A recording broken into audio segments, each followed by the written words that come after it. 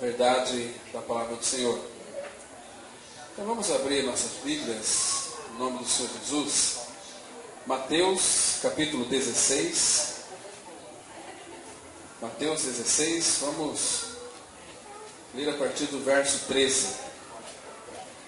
Creio que esse livro de Mateus, ele é um dos livros, capítulo 16 de Mateus, ele vai resumir tudo aquilo que concerne a pessoa de Cristo, a obra da cruz, a vida da igreja e o reino.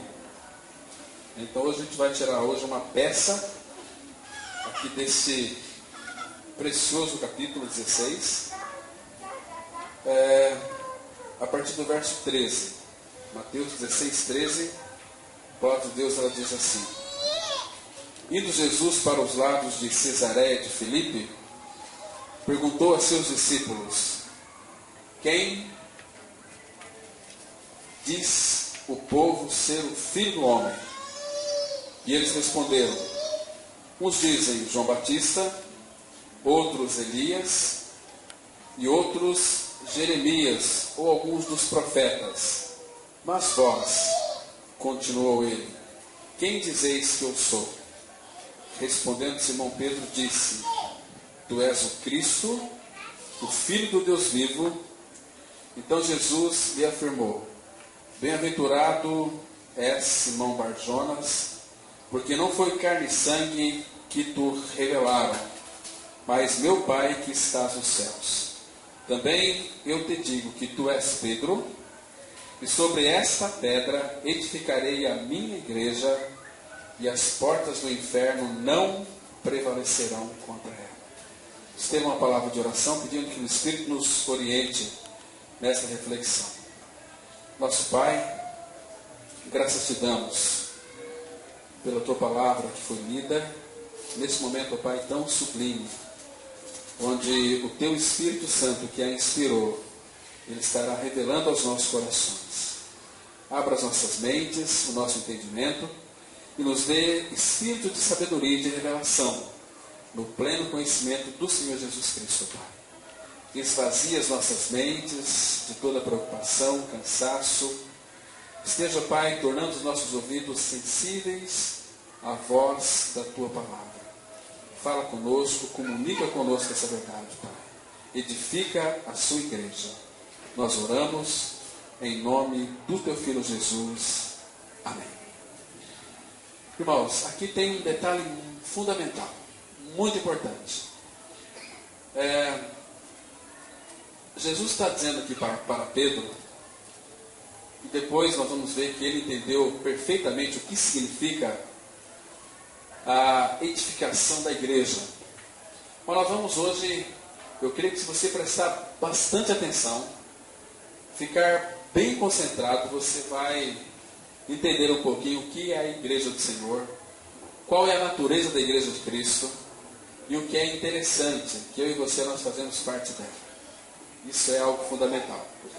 Jesus, depois daquela revelação tão preciosa que o Pai deu a Pedro, dizendo que ele é o Cristo, Filho do Deus vivo. Então, para nós conhecermos a Cristo, nós precisamos de que o Espírito nos revele, que o Pai sopre em nossos ouvidos quem Ele é de fato. Porque se nós tivermos um conhecimento do Jesus Cristo de Nazaré, o nosso conhecimento ele é um pouco como que obscurecido. Quem conhecia Jesus de Nazaré? Eram os discípulos, sem regeneração, eram os intérpretes da lei, era todo o povo da sua época. Mas ninguém o conhece, se não for pela revelação. O Espírito Santo já disse: ninguém pode dizer Senhor Jesus, senão pelo Espírito. Poucas pessoas conhecem por revelação quem é o Cristo exaltado, entronizado à destra do Pai. Se você perguntar por qualquer pessoa da rua, qualquer pecador, Você conhece Jesus? Eu conheço. Jesus foi aquele que morreu na cruz para salvar os pecadores. Esse todos conhecem. Na sua época todos conheciam. Mas o Cristo, só por revelação. O Cristo, o Filho do Deus vivo, aquele que veio em carne. Interessante que a glória dele estava velada no seu corpo. E aqui mesmo, vocês podem acompanhar na leitura da palavra aqui, Jesus dizendo aqui no último versículo, versículo 28, ele disse assim, olha, para alguns dos seus discípulos ali, Mateus 16, verso 28, olha o que a Bíblia diz, preste atenção na leitura, fique bem concentrado, para que então o Espírito Santo possa revelar este Cristo, ele sim que edifica a igreja. Em verdade vos digo que alguns há dos que aqui se encontram que de maneira nenhuma passarão pela morte até que vejam vir o Filho do Homem no seu reino. Então esse texto aqui tem intrigado muita gente. Não consegue compreender. Jesus está dizendo que, olha, alguns do que aqui estão, se referindo aos seus discípulos, não passarão pela morte, até que vejam vir o Filho do Homem no seu reino. Uma outra revelação tão preciosa aqui do reino dele. O que Jesus Cristo queria dizer com isso? Esse texto parece que não é um pouco intrigante. Puxa vida, mas os discípulos já morreram. Muito tempo. Mas quem são esses aqui? Que não passaria pela morte até ver o Filho de Deus no seu reino. Então Jesus, quando ele se vestiu de carne, era o Jesus disfarçado.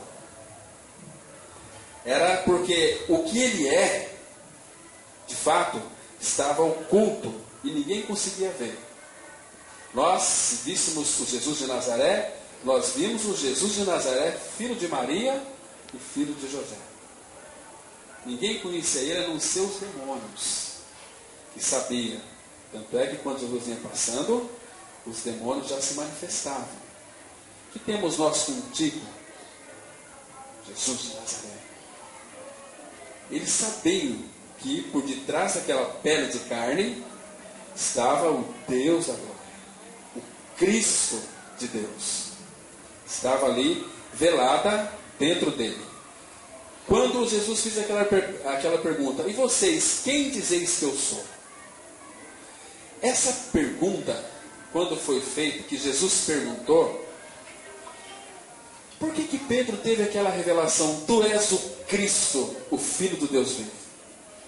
Porque quando Jesus fez essa pergunta, o Pai não se conteve.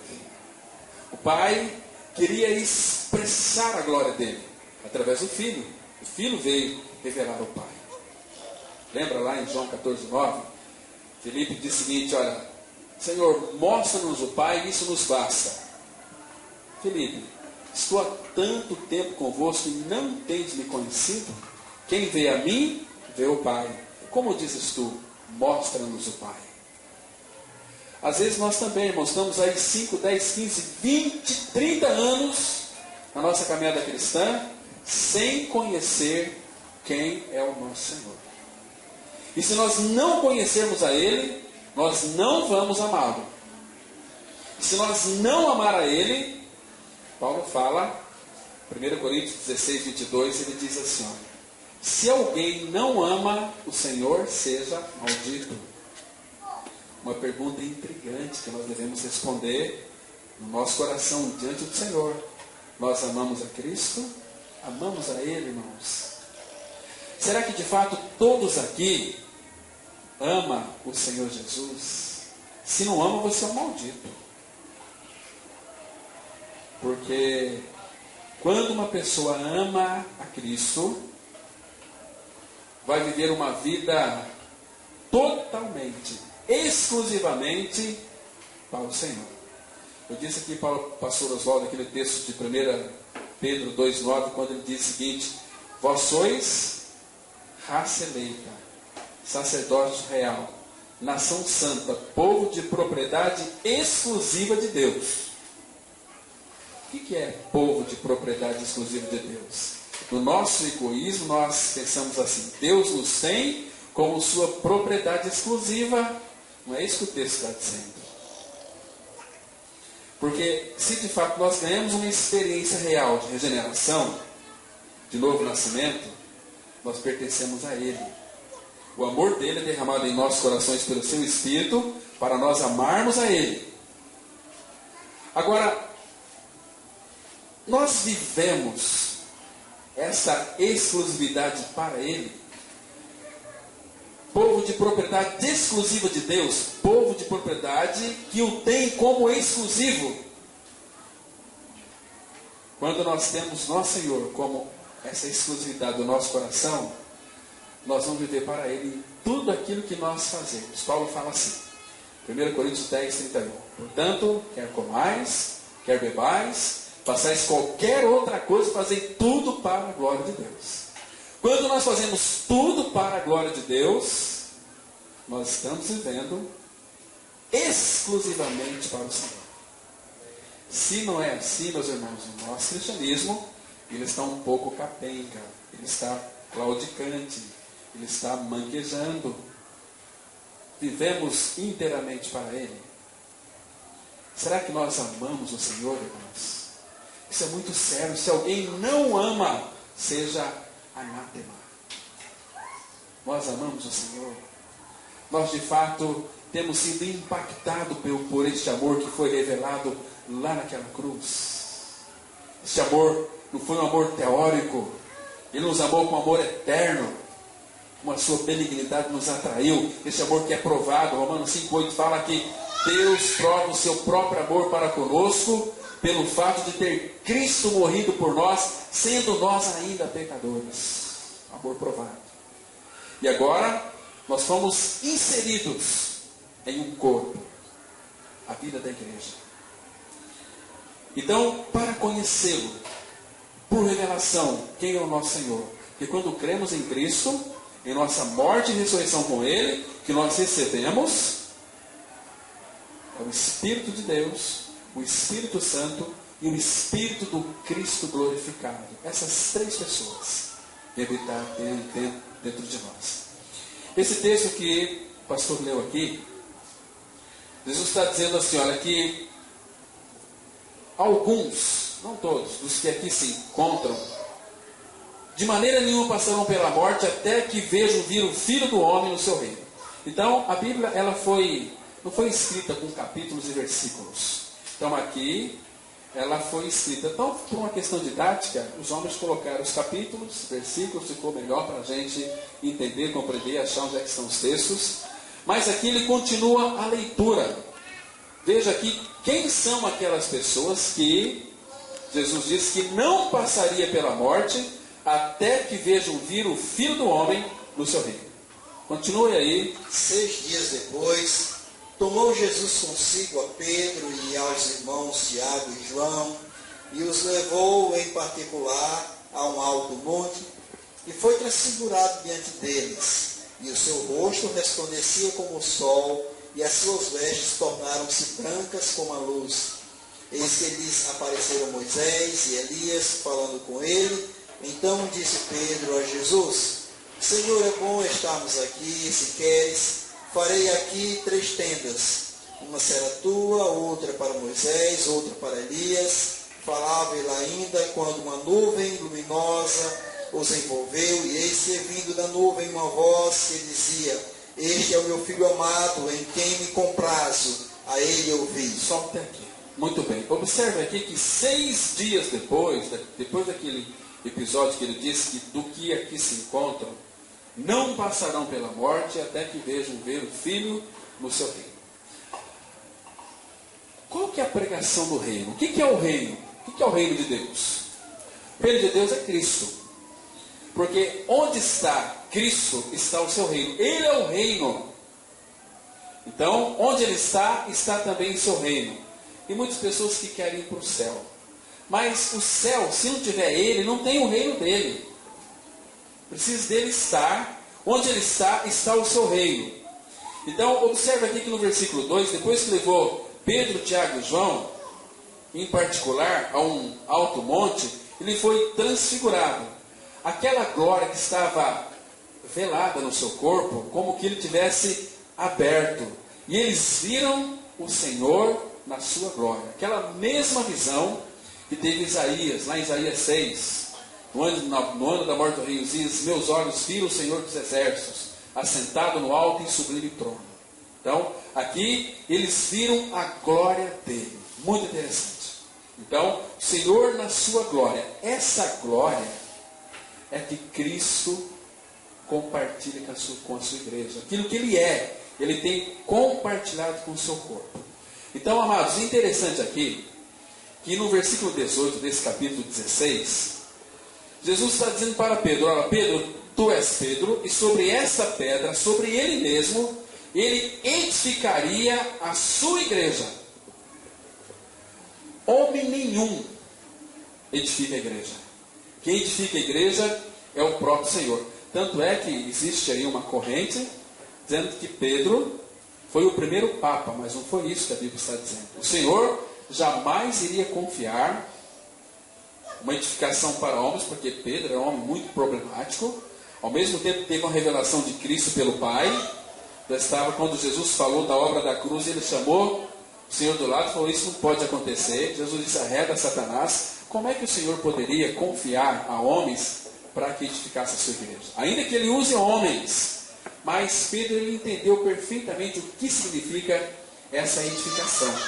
Ele escreveu lá na sua carta, em 1 Pedro, vamos dar uma olhada, capítulo 2, 1 Pedro 2, os versículos 4 e 5, temos aqui uma revelação preciosa da palavra de Deus. 1 Pedro 2, os versos 4 e 5. Chegando-vos para ele, a pedra que vive, rejeitada, sim, pelos homens, mas para com Deus eleita e preciosa. Também vós mesmos, como pedras que vivem, sois edificados casa espiritual para seres sacerdócio santo, a fim de ofereceres sacrifícios espirituais agradáveis a Deus por intermédio de Jesus Cristo. Então Pedro ele entendeu perfeitamente aquilo que Cristo estava dizendo para ele. Ele está dizendo aqui para nós aqui, olha, vocês estão chegando para ele a pedra que vive, rejeitada sim pelos homens, mas para com Deus é aquela pedra eleita e preciosa. Agora ele diz para nós aqui: também vós mesmos, como pedras que vivem, sois edificados casa espiritual, para um propósito, para ser sacerdócio santo, a fim de oferecer sacrifícios espirituais agradáveis a Deus por intermédio de Cristo, que é o edificador da igreja. Então nós somos como que pedras vivas. Agora, queridos, edificação, para que de fato nós sejamos edificados casa espiritual, uma pedra não vai, Deus não pode edificar a sua igreja com uma pedra.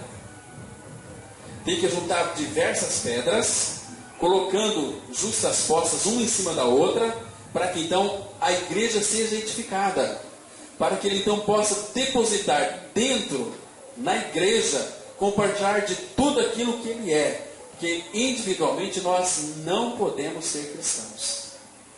Essa história de que, olha, eu estou aqui na minha casa mesmo, eu li a Bíblia aqui na minha casa, lá na igreja tem muitos irmãos hipócritas, muitos irmãos falsos, é uma visão totalmente obscurecida.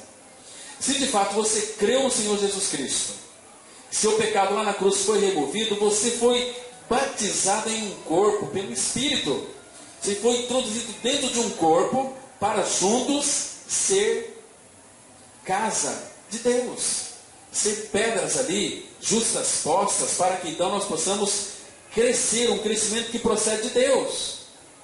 Agora, quem vai fazer essa edificação é o Pai. Agora, nós como pedras que vivemos, nós temos algumas arestas que tem que ser cortada. O Espírito, pelo caminho da cruz, vai fazer isso. Então, quando começa isso, meus irmãos, Deus começa a tratar, os irmãos começam a se sentir muito mal dentro da igreja. Achar que muitas vezes, porque Deus vai ser muito prático, Deus é prático. Ele não veio aqui para que então nós passamos uma teoria e vocês acham uma maneira ideal de viver, a vida da igreja não é por aí.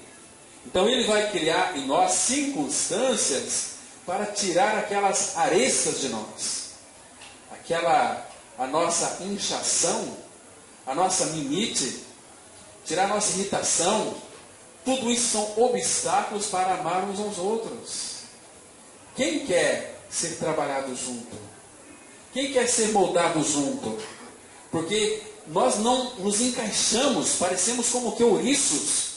Então Deus tem que cortar as nossas arestas. Ele vai usar um irmãozinho, vai colocar aquela pessoa chata perto de nós, para a gente amar, aquele irmão difícil, mas caramba, aquele cara lá é difícil demais, é insuportável. Mas saiba de uma coisa, quando você fala que ele é insuportável, aquilo é verdadeiro com relação a você também.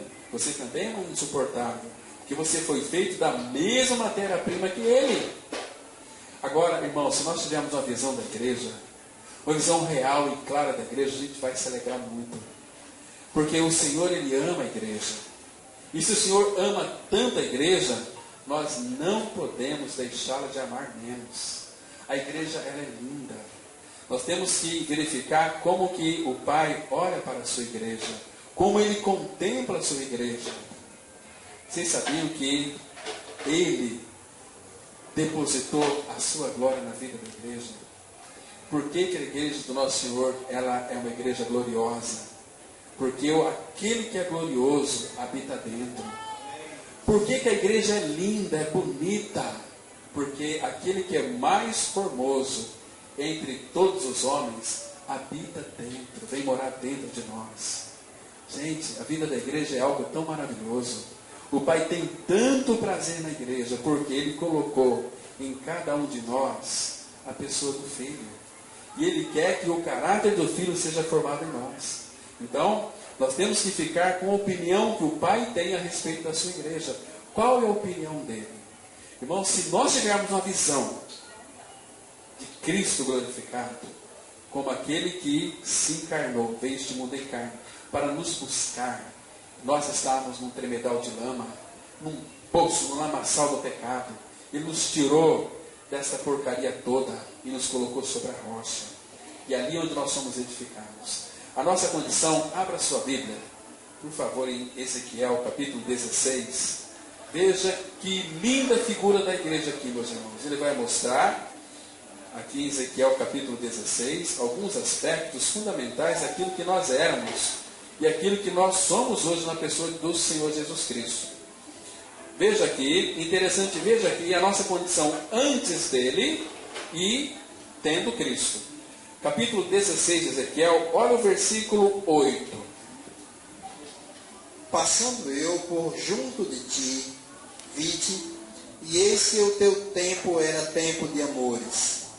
Estendi sobre ti as abas do meu manto, e cobri a tua nudez, dei-te juramento, e entrei em aliança contigo, diz o Senhor Deus, e passaste a ser minha. Muito bem, presta atenção aqui.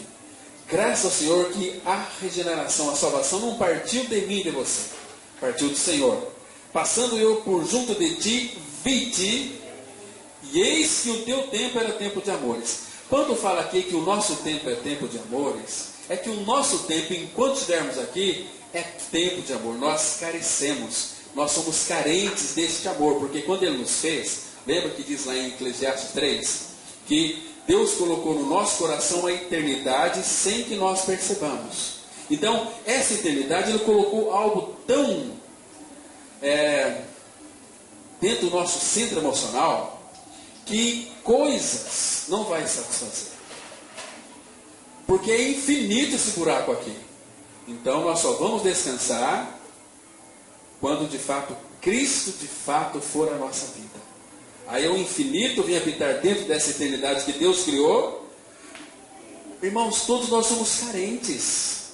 Este povo que está aqui, pulando carnaval hoje, aqui bem pertinho de nós, eles estão extravasando porque estão carentes.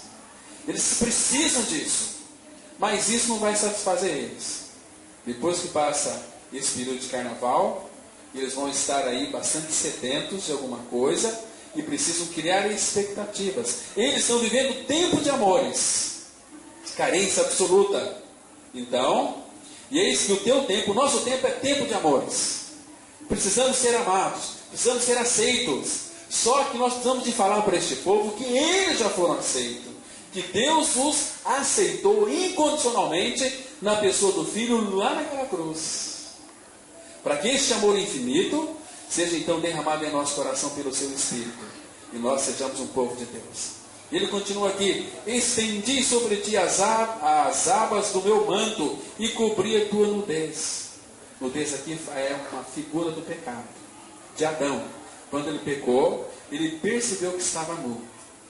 E ele fez ali folhas de figueiras, um avental, e cobriu a sua nudez. Mas aquelas folhas de figueira não foi consideravelmente suficiente para cobrir sua nudez. Por quê? Porque quando Deus foi atrás de Adão, Deus disse: Adão, onde tu estás? O que Adão respondeu para Deus? Olha, eu, quando ouvi tua voz, tive medo, me escondi porque eu estava nu.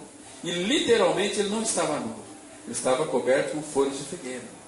Mas aquelas folhas é o que nós fazemos, é o que o homem faz.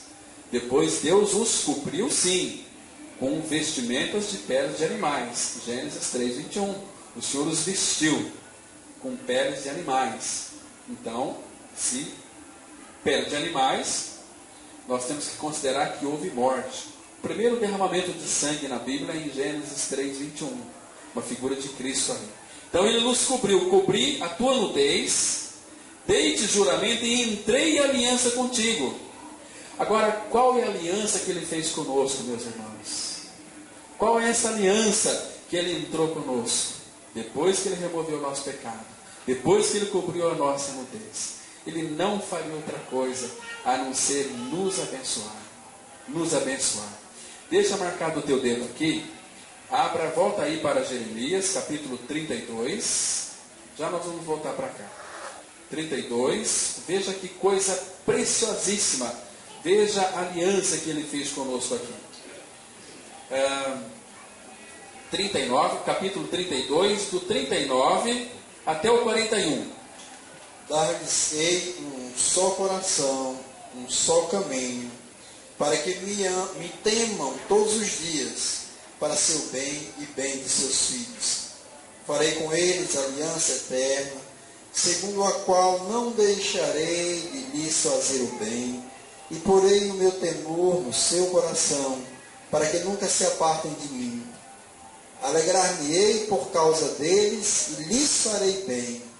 Plantá-los-ei firmemente nesta terra, de todo o meu coração e de toda a minha alma.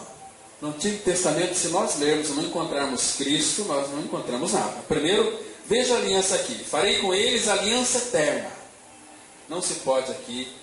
Paulo vai dizer o seguinte, que os dons da vocação de Deus são irrevogáveis. Aquilo que ele disse, ele cumpre. Se ele deu, está dado. Aliança eterna, segundo a qual não deixarei de lhes fazer o bem. Colocarei o meu temor no seu coração, para que nunca se apartem de mim. Nós sabemos que o Espírito Santo, ele anseia por nós, por ciúmes. Quão grande amor ele tem por cada um de nós, né? Alegrar-me-ei por causa deles, e lhes farei bem, plantá-lo-eis firmemente nesta terra, figura de Cristo, Canaã, de todo o meu coração e de toda a minha alma. Percebe? Essa é uma aliança. Ele não faz outra coisa a não ser fazer bem. Se você ler Efésios, capítulo 1, 2, 3, você vai entender todas essas bênçãos que ele nos fez para nós. Bendito Deus e Pai de nosso Senhor Jesus Cristo, que nos tem abençoado com toda sorte de bênçãos espirituais. Com toda sorte de bênçãos nas regiões celestiais em Cristo. Aí ele vai começar a descrever essas bênçãos que nós temos nele. Aceitação incondicionalmente, eleição. Gente, é algo tão precioso. Vamos voltar lá para Ezequiel capítulo 16. Então aqui, no versículo 8 que o irmão leu aqui, entrei em aliança contigo, diz o Senhor, e passaste a ser minha. Presta atenção que aqui está se referindo à noiva. Ele nos conquistou. E ele nos conquistou de que maneira? Com seu amor. Com amor eterno eu te amei. um amor que conquista, um amor que puxa para si. É o amor. Agora, veja aqui o versículo 9. Então te lavei com água e te enxuguei de teu sangue, e te ungi com óleo. Presta atenção, quando ele lavou com água, aqui é figura da palavra. Vós já estáis limpos pela palavra que vos tenho falado. João 15, verso 3. Aspergerei água pura sobre vós, ficareis purificados. Nós somos regenerados pela palavra. Lavagem de água pela palavra. Né? Então aqui, fique, por favor, pensando aqui na igreja. Fica com a mente focada na igreja. O que nós vamos tratar aqui é só da igreja. Primeiro, a igreja é dele, mas ele nos lavou com água limpa. E enxuguei do teu sangue. E te ungi com óleo. Esse teu sangue aqui está falando da vida da alma. Nosso próprio sangue. A vida da alma está no sangue. Te enxugou no nosso próprio sangue. E te ungi com óleo. Essa palavra unção, ela significa, o que é uma pessoa ungida? Primeiro que, quando nós cremos no Senhor, Ele nos unge. O Espírito vem habitar dentro de nós. Mas Ele nos unge, e a unção de Deus sempre é para uma função. O Espírito do Senhor está sobre mim, porque Ele me ungiu para evangelizar, sarar os quebrantados de coração. Então, a unção sempre tem um encargo da parte do Senhor. Isso significa que dentro do corpo de Cristo, cada um que foi chamado pelo Senhor tem um encargo. Não é só do pastor. Todos nós somos ovelhas do Supremo Pastor, do grande pastor, do bom pastor. Então todos nós temos um encargo da parte do Senhor. E nós temos que descobrir qual é o nosso encargo. Qual é o nosso ministério. Mas não fica arrogante não, porque é ministério. Tão pequenininho, porque grande é Ele. Né? Então primeiro ele começa aqui a nos lavar com água, enxugar. Veja depois o que Ele olha os ornamentos da igreja. Por isso que a igreja é linda. Versículo 10. Também te vesti de roupas bordadas e te calcei com couro de melhor qualidade e te cingi de linho fino e te cobri de seda. Presta atenção, queridos, sempre aqui, olha, primeiro que te vesti de roupas bordadas, melhor roupa da época. E não para aqui, calcei com couro da melhor qualidade, te cingi de linho fino, cobri você. Então ele está adornando a sua noiva, que é nós, irmãos. Isso é a igreja de Cristo. Continue. Também te adornei com enfeites, te pus braceletes nas mãos e colar à roda do teu pescoço. Percebe como é que eles têm? Ele está adornando a sua igreja. A igreja é linda, é preciosa aos olhos do Pai. Todos esses adornos aqui tem colocado. Nós vamos tratar sobre esses adornos. Outra oportunidade vamos falar aqui sobre o que significa esses enfeites, esses adornos, né? Para que Ele quer. E esses adornos são todos adornos divinos, dados pelo Pai para nós, para que o mundo possa olhar para a igreja e dizer assim: não, este povo tem algo diferente. É um povo bonito, um povo lindo, é um povo alegre, um povo festivo. Como que você pode ser igreja do Senhor se você vive só murmurando, reclamando, nada está bom para ti? Você é um descontente. Porque contentamento é um estado de graça no coração, irmãos. Continue aí. Coloquei-te um pendente no nariz, arrecadas nas orelhas e linda coroa na cabeça. Assim foste adornada, foste ornada de ouro e prata. O teu vestido era de linho fino e de seda e de bordados. Nutriste-te de flor de farinha, de mel e azeite. Eras formosa e em extremo, e chegaste a ser rainha. Correu a tua fama entre as nações por causa da tua formosura, pois era perfeita por causa da minha glória, que eu pusera em ti, diz o Senhor Deus. Meus irmãos, que coisa preciosa. Olha o versículo 14.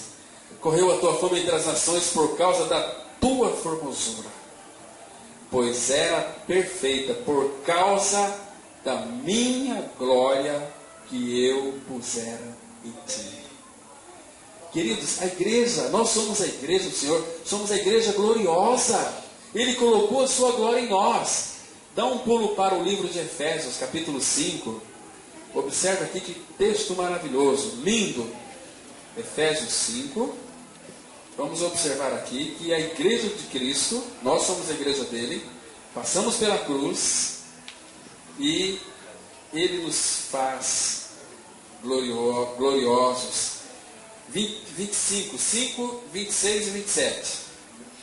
Maridos, amai vossa mulher, como também Cristo amou a igreja e a si mesmo se entregou por ela, para a santificar-se, para que a santificasse, tendo-a purificado por meio da lavagem de água pela palavra, para apresentar a si mesmo, igreja gloriosa, sem ruga, sem mácula, nem coisa semelhante, porém santa e sem defeito. Até aqui, presta atenção. Então, ele a santificou pela purificação por meio da lavagem de água pela palavra. Agora, para apresentar a si mesmo, igreja gloriosa.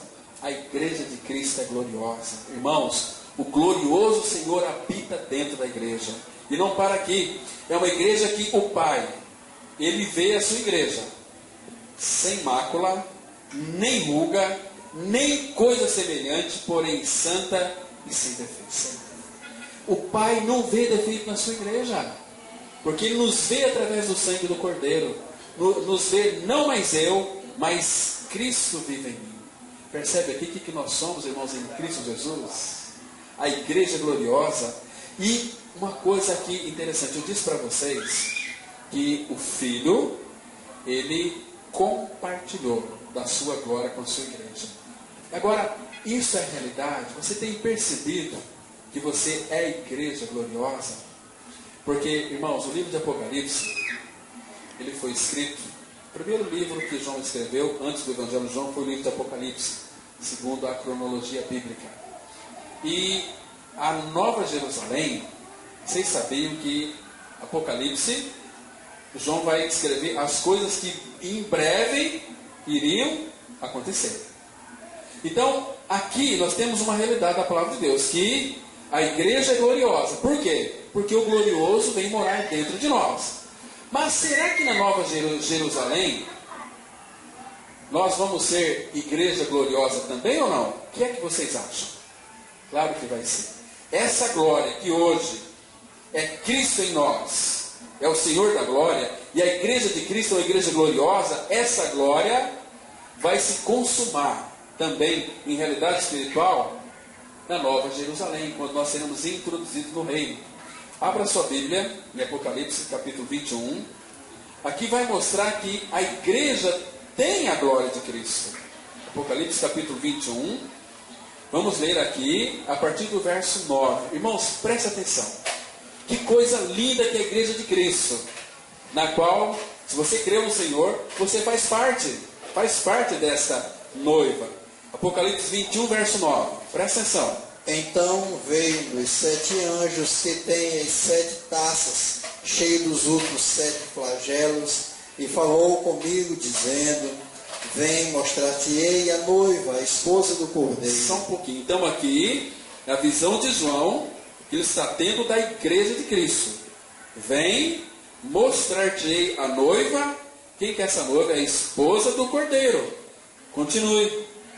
E me transportou em espírito até uma grande e elevada montanha, e me mostrou a santa cidade, Jerusalém, que descia do céu da parte de Deus. Olha, irmãos, que lindo. Presta atenção aqui. Ele foi transportado em espírito até uma grande e elevada montanha, e me mostrou a santa cidade, Jerusalém, que descia do céu da parte de Deus. Observa no final do versículo 9, diz assim: vem, mostrar-te-ei a noiva, a esposa do Cordeiro. Agora veja o versículo 11, irmãos.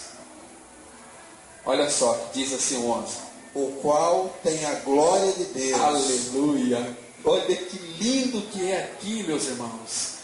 Vem, mostrar-te-ei a noiva, a esposa do Cordeiro, a qual tem a glória de Deus.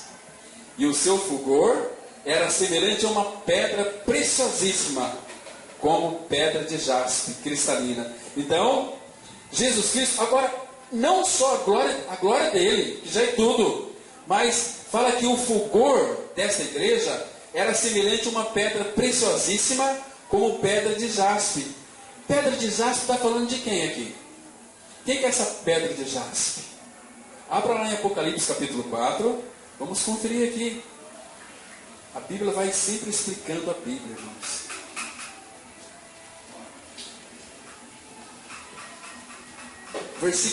Capítulo 4, versículo 2 e 3. Olha que lindo.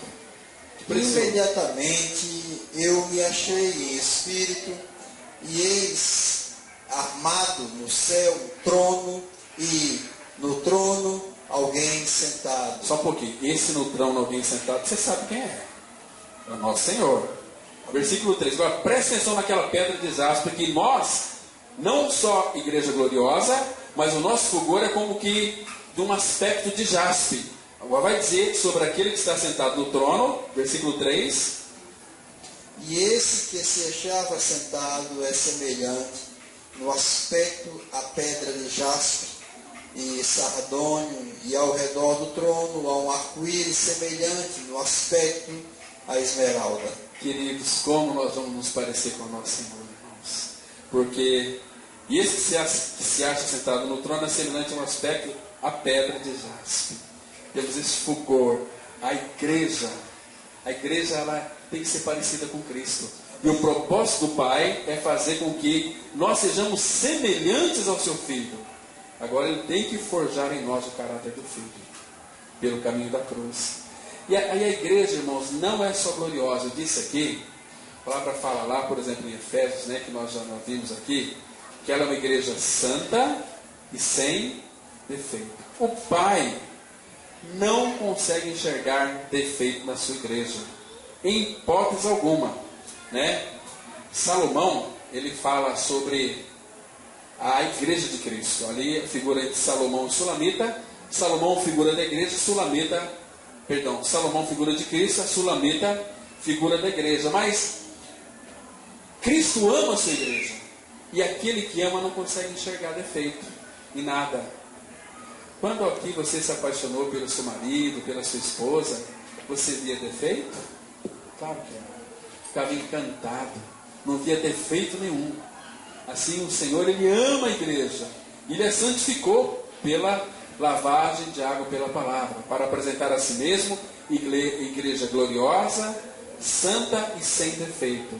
A igreja de Cristo, ela não tem nenhum defeito, irmãos. Isso é maravilhoso. Vamos ler esse texto aqui, que é tão precioso. Cântico, capítulo 4, verso 7.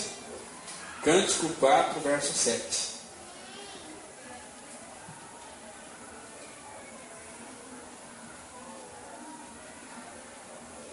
Cantares, o Cântico de Salomão, capítulo 4, versículo 7. Veja aqui que ele não viu nenhum defeito na sua igreja. Salomão não viu defeito na Sulamita. 4. Versículo 7. Tu és toda formosa, querida minha, e em ti não há defeito. Não há defeito, percebe? Tu és toda formosa, querida minha. Salomão, figura de Cristo, olhando para a sua noiva. Em ti não há defeito. Quando nós morremos e ressuscitamos com Cristo, Cristo é a nossa vida, que defeito o Pai vai ver na sua igreja? Agora, queridos, nós temos que, de fato, nós sabemos disso, que o Espírito, ele nos vai receber do jeito que nós somos, mas ele não vai deixar do jeito que nós estamos. Agora, pelo trabalho da cruz, ele vai trabalhar pela palavra dele, vai estar ali mexendo no nosso interior com aquela adaga, aquela, não espada de dois gumes, de lá em Hebreus 4:12, fala que como a palavra de Deus é viva e eficaz e mais penetrante de qualquer espada alguma de dois gumes. Ali não é espada no grego, ali é uma adaga, uma faca de sacrifício, porque em Hebreus, o fundo ali de Hebreus é levítico, e na época que era usado era aquela faca que esfolava o animal ali, que dividia ali as suas entranhas por dentro. Tinha que ser um animalzinho oferecido sem nenhum defeito, sem nenhuma mancha. Mas não só o exterior, mas aquela faca, depois que abria o animalzinho, esfolava ele, tirava a pele, cortava dentro ali tudo para separar, para dividir ali. Era a adaga, aquela faca de 2 gumes. Então, essa palavra de Deus que vai operar em nós, tirando tudo aquilo que é do homem e colocando tudo aquilo que é de Cristo, para que então o caráter dele seja formado em nós. Porque um dia, irmãos, quando o nosso coração parar de bater, se a justiça de Deus foi plenamente cumprida em nossa vida, o salário do pecado é morte, Cristo morreu, mas nós morremos com Ele, ressuscitamos com Ele, a justiça de Deus foi plenamente satisfeita, e agora pelo caminho da cruz, Ele vai trabalhar em nós, separar tudo aquilo que de fato não pertence a nós. Ele vai ter que mover, vai ter que tirar, porque agora dentro desse templo tem um novo morador, e ele vai fazer mudanças em nós, vai tirar o sofá daqui, vai puxar para lá, vai tirar o prego daqui, vai colocar outro ali, e nós não gostamos disso. Imagina só, chega alguém na sua casa lá, olha aqui, irmão Rogério, tira o sofá daqui, não, mas a minha esposa não vai gostar. Então, vocês são donos de mim. Agora, se o nosso corpo é o templo do Espírito, ele vai fazer mudanças, vai cortar coisas daqui, vai tirar. Então nós temos que, Senhor, seja feito a tua vontade. Está muito duro isso aqui, mas se assim o Senhor deseja, eu sei que vai ser melhor para mim. Eu quero a ti, Senhor. Então muda, modifica, tira, corta, arranca, separa. Aí nós vamos entender o que significa viver exclusivamente para o Senhor. Uma vida consagrada a Ele. Uma vida derramada no altar da graça. Isso que Ele quer fazer com a sua igreja. Isso que Ele está fazendo com a sua igreja. Agora, nós temos respondido aquilo que Ele tem depositado na sua igreja.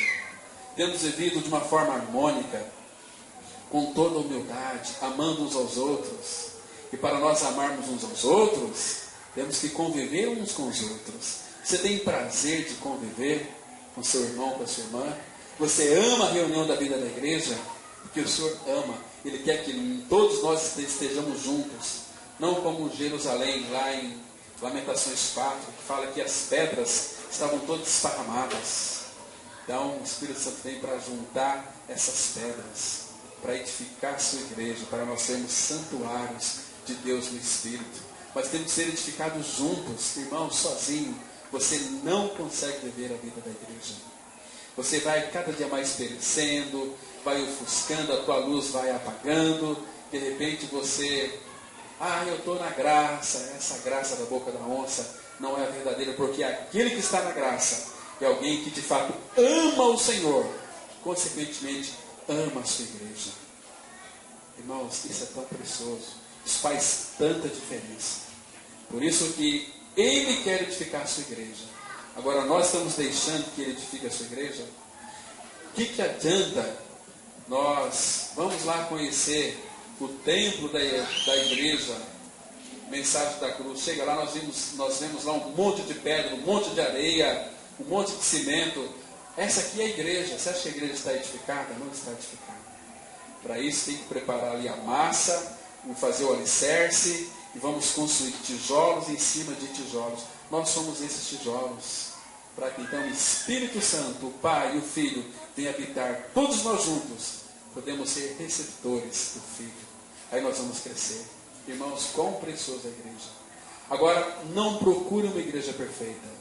Se um dia você encontrar uma igreja perfeita, irmão Stephen Cowley diz assim: se você encontrar uma igreja perfeita, não entre nela, porque se você entrar, você vai estragar essa igreja. E o Pai é aquele que consegue edificar a sua igreja com pedras vivas que sois edificados casa espiritual. Não mais eu, mas Cristo. Irmãos, a igreja é gloriosa. O Pai vê ela gloriosa, porque o glorioso habita em nós. O Pai vê a igreja sem nenhuma mancha, sem nenhuma mácula, santa e sem defeito. A igreja é perfeita. Esse coletivo de homens e mulheres. Então nós precisamos um do outro. Assim como Cristo, o cabeça, ele disse assim: olha, eu não preciso do pé. A cabeça não pode dizer para o pé: eu não preciso de você. Senhor Jesus, Ele precisa de um corpo na terra para se expressar. E é eu e você que cremos no Senhor. Igreja não é religião, não é regras, não é mandamento. É a vida de Cristo sendo formada em você, em mim, em cada um de nós. Vamos crescer porque se o Cristo de Deus estiver sendo formado em nós, nós vamos ter algo para compartilhar um com os outros. Quanto que você tem compartilhado de Cristo para o seu irmão? É o quanto que você tem de Cristo. Se você não tem nada de Cristo, você vai compartilhar assim. Participamos de um congresso, foi uma bênção. Só isso. Só isso. Se você tem Cristo, você vai compartilhar dele. Você vai estar edificando seu irmão. Igreja é um edificando os outros pelo seu Espírito. Ele disse que edificaria, mas vai nos usar. Então, quanto que nós temos de Cristo é quanto que nós compartilhamos dele. Você tem compartilhado dele? Ah, mas eu não sei pregar. Não é pregar. É falar para o seu irmão de Cristo. Olha, hoje eu tive uma experiência com Cristo. Ele falou muito dócil ao meu coração. Quando você começa a falar isso, o seu irmão está sendo edificado por Cristo. Percebe? Somos pedras vivas. Nós somos edificados pelo próprio Senhor. Se o nosso coração está cheio de Cristo, o nosso falar vai ser um falar regozijante, puro, agradável, vai ser Cristo. Aí a igreja vai ser edificada. Ah, meus irmãos, como nós precisamos disso? Se envolver mais com o Senhor Jesus Cristo. Deixar as coisas periféricas para a periferia mesmo. Vamos ficar com a centralidade. Cristo e a sua cruz. Estamos nesse caminho da cruz. É no caminho da cruz que Ele vai nos edificar. Talvez Ele vai usar o irmão Antônio para tratar comigo. Talvez eu tenha uma opinião aqui, porque opinião cada um tem a sua. Então, a nossa opinião às vezes ela entra em choque, mas é para tratamento. E vai nos tratar. Vai tratar. Agora, mas em Cristo, nós não temos nenhuma opinião. É a mesma. É olhando firmemente para Jesus, autor e consumador da fé. É nele que somos edificados. É amando uns aos outros que é o testemunho dessa edificação. Então, irmão, eu te amo por quê? Não sei. Porque o amor de Deus foi derramado em meu coração para eu te amar. E para amar, tem que conviver, tem que estar junto. Como é que você vai amar uma pessoa que você não convive com ela? Uma vez eu fui numa comunidade, eu nunca vi tanta hipocrisia. Sentamos ali, aí começou o louvor. Olha para o seu irmão e fala que você ama ele. E eu nem fiquei, cruzei os braços. Vou falar que eu amo. Eu não amo esse cara que está do meu lado. Eu não conheço ele. Eu não sei quem ele é. Agora, se eu convivo com ele, eu posso dizer, meu irmão, eu te amo. Não precisa nem as pessoas dizer para mim. Isso é voluntário. Olha, eu te amo. Eu quero ficar perto de você. Você é uma pessoa muito amada. Eu tenho orado por você. Quem ama, quer ver o bem daquela pessoa. Vai estar orando. Eu fico tão feliz lá em Cidrolândia, quando algum irmão às vezes troca de carro. Que alegria que é, né? Puxa, que bom, torcendo por você, estou orando por você e Deus tem te abençoado. Assim que a igreja, ela cresce. Agora, quando o irmão começa a trocar de carro, os crentes ficam um olho gordo. Mas por que ele não eu? Ô, meu irmão, nós precisamos de Cristo.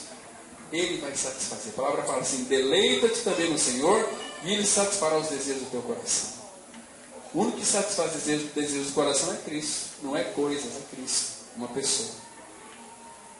Cristianismo é não mais eu, mas Cristo vive em mim. E Ele que edifica a sua igreja. Amém? Vamos ter uma palavra de oração. Nosso Pai, obrigado, Pai, porque o Senhor já nos deu a revelação de Cristo. Ele é o Cristo que está entronizado, assentado à tua destra. Pai, obrigado, porque pela fé Ele habita em cada um de nós. E Ele está nos edificando. Pai Santo, nos dê essa visão espiritual de quem Cristo é. Da visão espiritual da igreja. Esta igreja, a igreja gloriosa, tão amada pelo Senhor. O Senhor amou tanto que a si mesmo se entregou por ela. Para que a santificasse. Tendo-a lavado com a lavagem de água pela palavra, para apresentar a si mesmo igreja gloriosa, sem mácula, sem ruga, porém santa e sem defeito. Oh, meu Pai, que grande é isso para nós.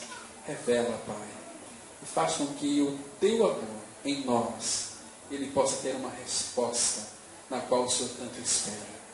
Nos leva, Pai, a esta visão. Nos leva para dentro dessa realidade, Pai.